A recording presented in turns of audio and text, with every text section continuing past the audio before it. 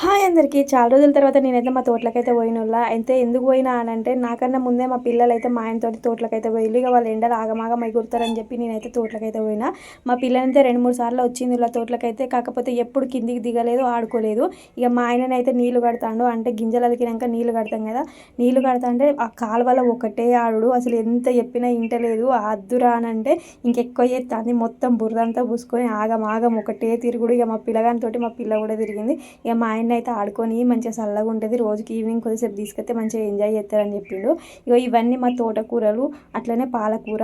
ఇవి ఇప్పుడు సెకండ్ కోతకు రెడీగా ఉన్న పాలకూర. మా పక్కకే జామాయిల చెట్లు అయితే ఉన్నాయి. ఎంత బాగుంటుంది అంటే లొకేషన్, ఫొటోస్ దిగడానికి అందరు చాలామంది వస్తారు ఫోటోషూట్స్ కోసము.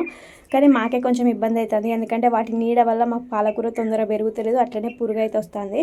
మాకైతే ఒక పెద్ద వేప చెట్టు అయితే ఉన్నది మా తోటలో. ఎంత చల్లగా ఉంటుంది అంటే ఇక అదైతే ఎండాకాలం స్వర్గమే.